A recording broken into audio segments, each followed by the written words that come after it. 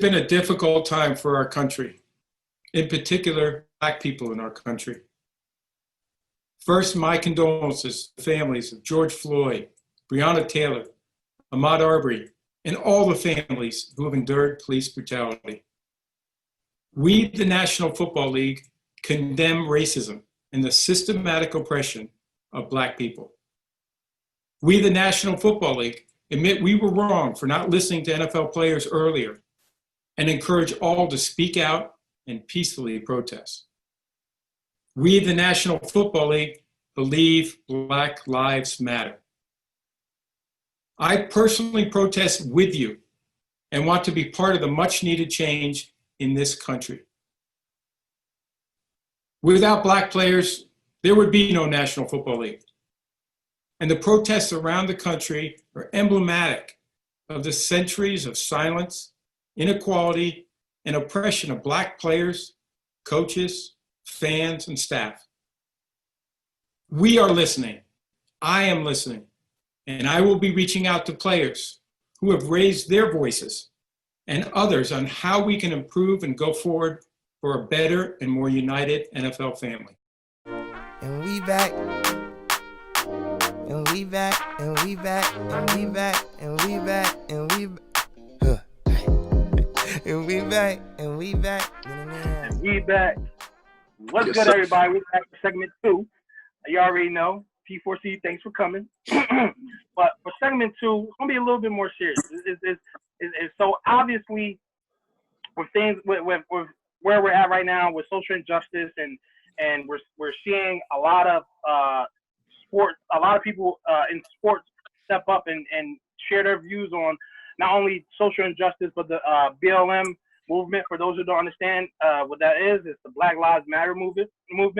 And someone who stood up surprisingly, and I extra emphasis on surprisingly, was none other than Roger Goodell.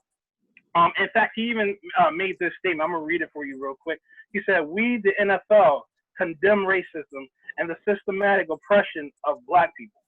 We, the NFL, admit that we were wrong for not listening to NFL players earlier and encourage all to speak out and peacefully protest. We, the NFL, believe Black Lives Matter. Hashtag inspire change." Now, based off of that quote that he said, not just that quote, but just, how he feels and what more he said about social injustice and players in the NFL protesting peacefully. Take it a step further. Do you think this is an apology to Colin Kaepernick? Is this his way of saying, "I'm sorry" to Colin Kaepernick? So we're going to start with Lee. Lee, give us your thoughts on this. So first and foremost, it's definitely an apology, not only to Colin Kaepernick, but to everybody that's been protesting and been trying to create this movement in the NFL. My thing is, during September 1st, in 2016, there was a man by the name of Colin Kaepernick who took a knee, and the goals were for bringing awareness to the police brutality, bringing awareness to the social injustice, and also to the racism, right? So my thing is that it took another 4 years, and obviously all the different things that are piling up in the stories and what's going on and what happened, what we saw was in my opinion, and a lot of people have said this, a modern day lynching to George Floyd. So what I'm trying to say is that this whole entire time, Roger Goodell, let me get his name right. Roger Goodell finally took off the blindfold. He's allowed himself to be blindfolded to what's been going on and what was Colin Kaepernick's reason in kneeling. And now he's finally took off the blindfold and he sees what's really going on. He's opened his eyes and now he's apologizing for what he failed to realize when he first did it. I like that. I gotta take the glasses off this one. Oh man, glasses off. Like Lee said, where was this back in 2016? Don't get me wrong. I see. Don't get me wrong. It's always good for people to change, but Like it's been 4 years, and what I mean, with all due respect, and this is coming from from three black men from three different aspects of life. Let me say one thing: this has always been the reality of black people. Nothing has been any different from Philando Castile to back in the day with Rodney King. Like we have always had to deal with police brutality. We've always had to deal with just systemic racism throughout our entire existence on this, in this country. So, don't get me wrong. Like, yeah, it's cool that he said this, but like, where was this when, we needed this the most? Because not only did this, fuel a bunch of hate from the NFL, it spread like a wildfire in our political sphere, in our normal day lives. I have lost friends over this issue.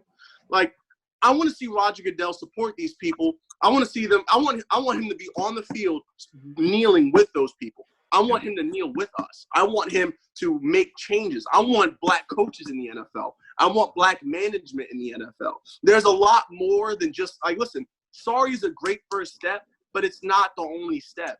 And yeah, he took off the blindfold, but at the end of the day, I still think he's a little bit blind to it, because he could have apologized to Colin Kaepernick, because at the end of the day, we all knew everybody knew what they were doing back in 2016 when they blackballed him. Roger Goodell knew what he was doing. There's like, nobody will kneel for the flag, even though it was said multiple times, not just by Colin Kaepernick, but by everyone involved. It wasn't about the flag. It never has been.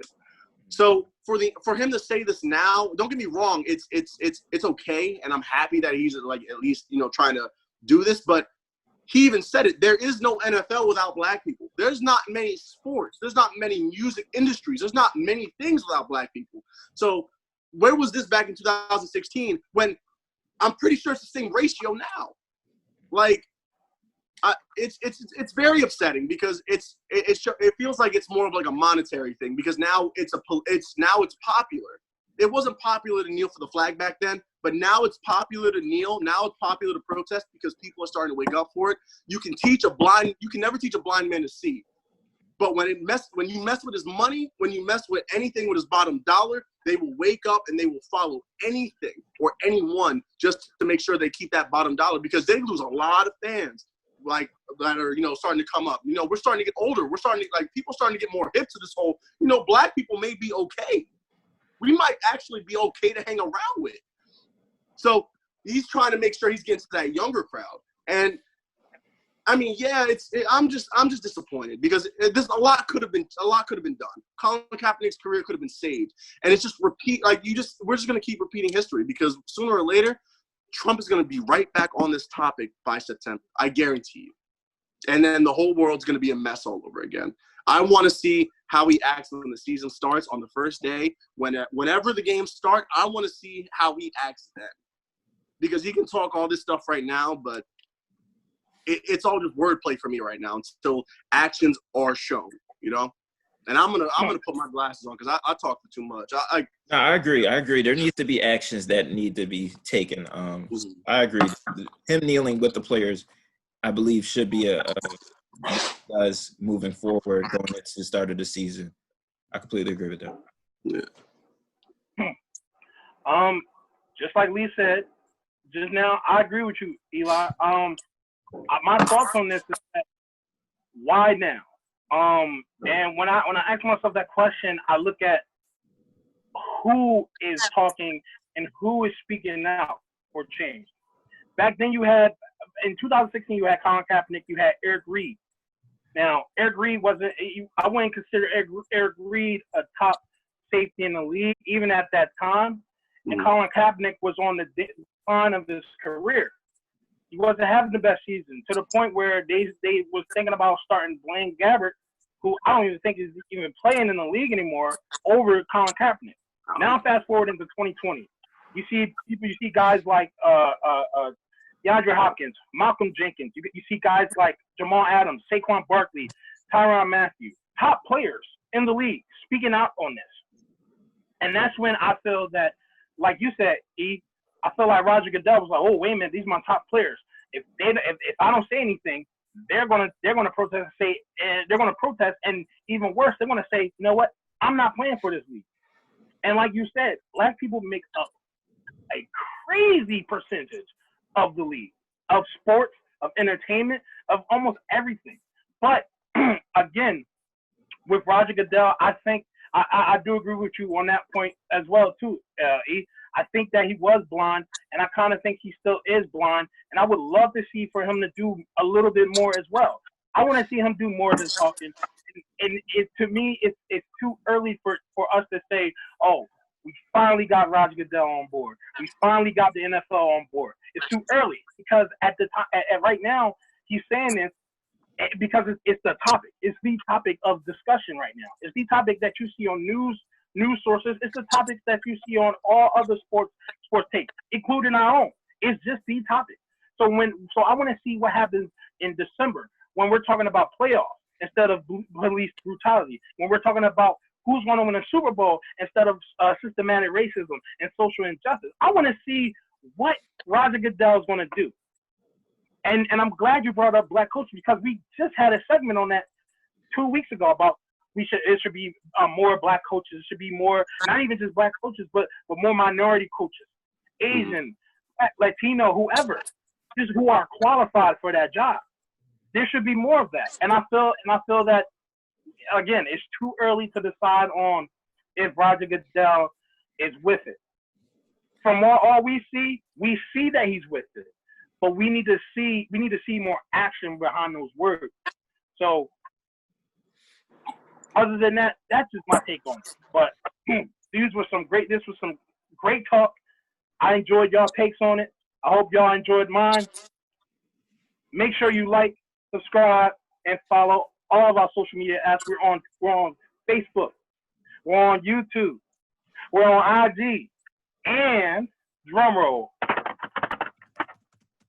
We just made a Twitter. I'm gonna put the link. We just made a Twitter, so we're gonna. But here's the thing: we're gonna fix the Twitter a little bit. But other than that, make sure you like, subscribe, follow, and comment. Leave your comments. Tell us what you think. Do you think Roger Goodell was sincere? Do you think this was an apology to Colin Kaepernick? Let us know. We love it when you talk to us because we can talk back. But until then, I'm your host Dan Corbett. We got E. We got Lee. And let's get ready for segment number 3. Yes, sir.